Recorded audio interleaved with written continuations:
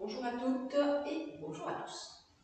Alors aujourd'hui, nous nous retrouvons dans cette nouvelle vidéo pour la suite du Tai Chi Band 1, donc premier enchaînement au petit bâton, pour travailler ensemble l'exercice numéro 5, intitulé La mer immense reprend vie. Alors, un exercice qui est un petit peu compliqué comme le précédent. Voilà, il y a deux exercices dans la série qui sont un petit peu plus difficiles, dont celui que nous allons travailler aujourd'hui. Donc, on démarre comme l'exercice numéro 4, le bâton dans la main droite. Je vous rappelle que je fais le miroir, le poing gauche fermé à la taille. On va démarrer d'une manière un peu similaire, avec une rotation sur le côté, mais on va essayer d'avoir une rotation qui va être un peu plus importante que pour l'exercice 4, où on faisait simplement un tout petit mouvement de bassin. Ici, on va essayer de tourner un peu plus. De la même manière, on va monter le bâton à peu près à hauteur de l'épaule, la pointe qui va être dirigée vers la gauche, et on va faire un cercle ici pour venir pointer le bâton à 45 degrés vers la droite et à peu près sur l'horizontale. D'accord? Donc, comme si vous donniez un coup de baguette magique, hein, ici, pour les fans de Harry Potter. Ici, on va faire ce mouvement-là. Et simultanément, avec ce mouvement de bras, on va venir reculer le pied gauche à 45 degrés aussi. Donc, je tourne, je enracine mon poids du corps dans la jambe droite, et je vais reculer le pied gauche en même temps que je vais avancer le bras droit. Donc, on se retrouve dans la position du pas de l'arc, d'accord? Donc, on recule à 45 degrés, et donc le corps est tourné ici un petit peu en biais 45 degrés aussi. Je vous rappelle que dans cette position, le poids du corps est quand même réparti sur les deux jambes, le talon derrière est bien collé au sol. Ici, le genou, hein, c'est pas la peine d'aller trop loin en avant, surtout si vous avez des fragilités au niveau du genou ou si vous manquez un peu de tonicité dans la cuisse, parce que ça va vous amener un peu plus en déséquilibre en haut. Donc, on reprend, rotation et reculer. Ici, on va faire une rotation avec le bâton, donc avec le poignet. Ici, on va venir vers l'intérieur, en maintenant toujours l'horizontalité, vers soi, et on revient vers l'avant. Donc cette rotation du bâton, il faut que vous pensiez toujours que c'est souple, ça tourne. Si vous maintenez le bâton bien serré dans votre main, ici, vous allez avoir du mal à faire cette rotation. Vous allez dire, oh, c'est dur, j'y arrive pas, je ne comprends pas. Donc il faut le lâcher. Hein. Il faut tourner, lâcher et reprendre. Donc lui donner de la mobilité et de la souplesse. Hein. Je vous avais expliqué un peu comme une articulation ici qui va tourner. Donc pensez toujours bien de ne pas vous crisper sur votre bâton, sans quoi vous allez galérer à faire cette rotation. Donc on recule. Ici, pour pouvoir faire ce mouvement de poignet, on va d'abord relâcher un peu plus vers l'avant, tourner, libérer le bras de derrière et transférer le poids du corps sur la jambe arrière. Donc ici, on se retrouve avec les deux bras qui sont globalement à la même hauteur et les deux bras qui sont étendus, un vers l'avant et un vers l'arrière. D'accord? Donc si on reprend du début, tourne, le petit coup de baguette magique, recule, le mouvement du bâton, et quand je pointe le bâton à nouveau vers l'avant, je transfère le poids du corps derrière, et dans ce même mouvement de transfert, je vais libérer mon bras. Puis, c'est là qu'on en vient, chose sérieuse, on va se placer en pas croisé arrière. Donc, j'ai ramené, vous avez vu, j'étais ici vers l'avant, j'ai ramené mon poids du corps vers l'arrière, bien enraciné le poids dans la jambe gauche, et maintenant je vais libérer la jambe droite pour venir croiser ici et descendre. Donc je croise et je descends. Et en même temps que je croise et que je descends, je vais venir amener mon bras gauche en arrondi, un petit peu comme on avait fait dans l'exercice précédent, avec les doigts qui vont venir au-dessus du pli de l'épaule. Et avec le bâton, je vais venir percuter ici au niveau des flancs sur le point 21 rat, qui s'appelle Dabao. Donc ce point se situe dans le 6e espace intercostal, dans l'axe ici du pli axillaire, donc dans l'axe de l'aisselle, donc vraiment sur le flanc, on va dire, hein, sur le côté, comme si, comment dire, quand vous portez un t-shirt ou un pull-over et qu'il y a la couture ici, donc on va être sur la couture. Et le 6e espace intercostal, mais il faut compter à partir des côtes. Donc essayez de trouver déjà la 11e côte qui se situe au niveau de la taille à peu près ici. Donc au-dessus de la 11e côte, on est dans le 10e espace et ensuite on compte, etc. Bon, une autre manière, c'est à peu près de mettre la main sous l'aisselle, globalement, hein, et on tombe. En général, on tombe dans cet espace et c'est un point qui est souvent un petit peu douloureux. Donc avec le bâton, on va venir percuter ici, comme toujours, pas de force. Pas la peine de se faire des bleus. Donc je reprends avec vous depuis le début, le point à la taille, on pivote, on recule et on pointe vers l'avant. La rotation, on recule, descend et frappe. En même temps qu'on frappe et qu'on ramène le bras, on va tourner la tête de l'autre côté. C'est-à-dire que si je frappe avec ma main droite à gauche, je tourne la tête à droite.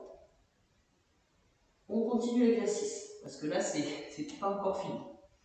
Donc, on va venir emmener les doigts sur les 3 loges de pouls. Ici, donc les doigts de ma main gauche sur les 3 loges de pouls du poignet droit. Donc d'abord, je vais me relever. Je vais déplacer mon pied droit pour revenir dans ma position du pas de l'arc. Placer les 3 doigts ici sur les loges de pouls et faire un grand geste. Donc, le mouvement des bras se fera simultanément avec le mouvement des jambes.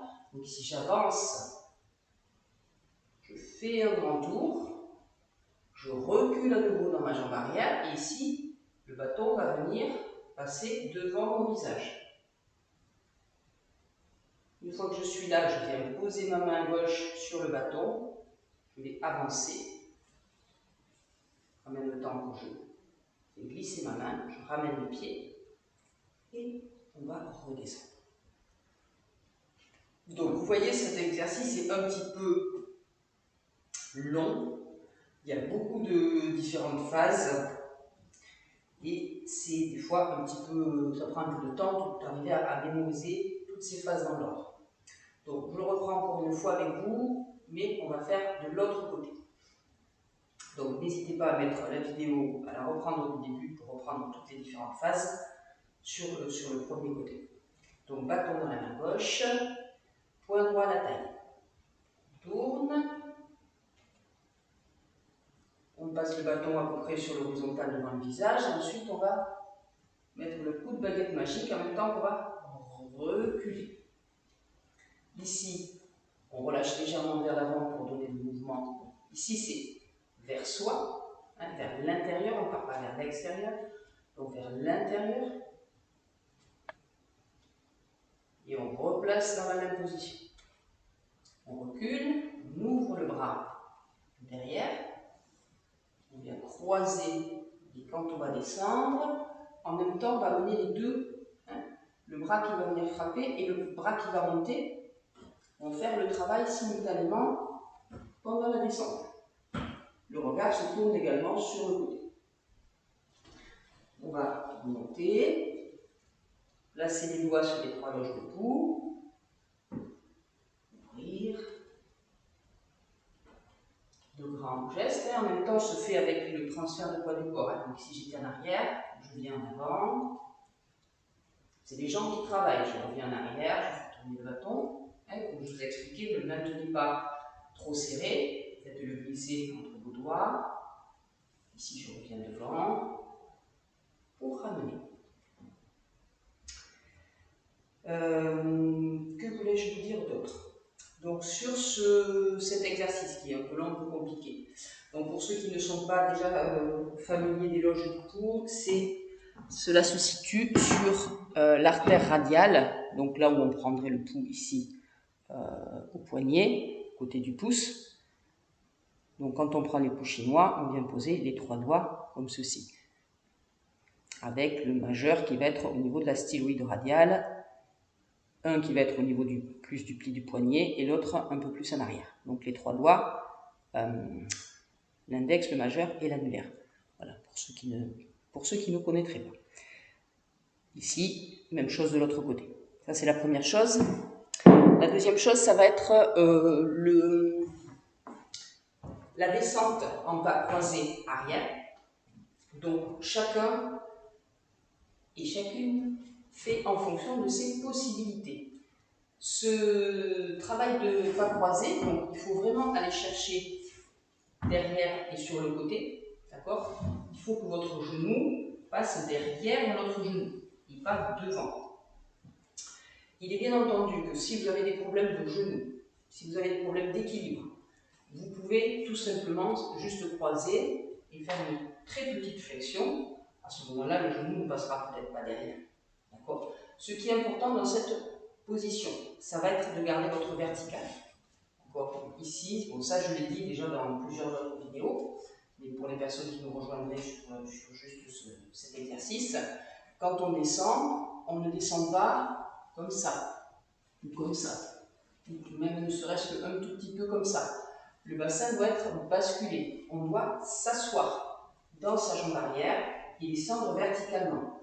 Donc, on descend en fonction de ses capacités. Il y a des personnes qui vont arriver à descendre, très bien, et puis après, ils n'arriveront pas à remonter. Si c'est pour faire ça en remontant, ça n'a aucun effet. Donc, vous descendez, hein, vous faites le test, peut-être vous vous mettez face à un profil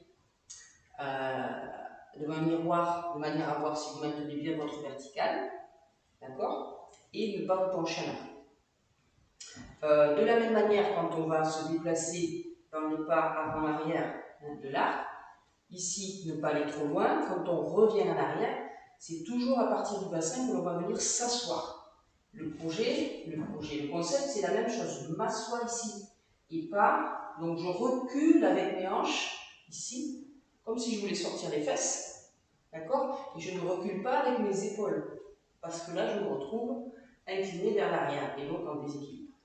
Donc, pensez à reculer avec vos fesses et à venir vous asseoir de manière à bien maintenir cet axe vertical.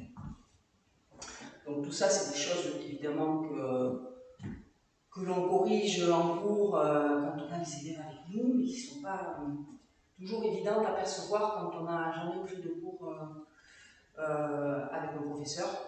Donc je vous invite, où que vous soyez, à prendre des cours de Qigong avec un professeur qui sera là pour corriger vos placements.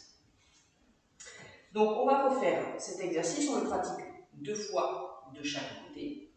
Donc on le refait ensemble, 2 fois de chaque côté.